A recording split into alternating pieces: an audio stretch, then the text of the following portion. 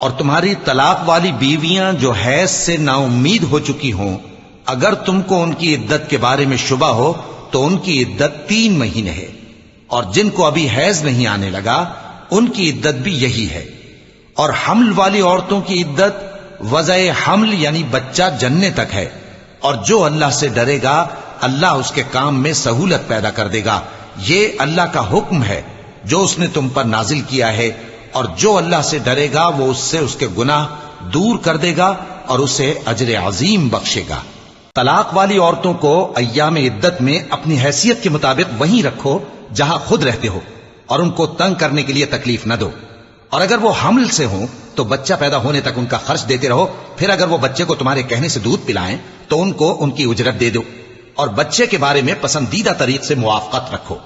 اور اگر باہم ضد اور نا اتفاقی کرو گے تو بچے کو اس کے باپ کے کہنے سے کوئی اور عورت دودھ پلائے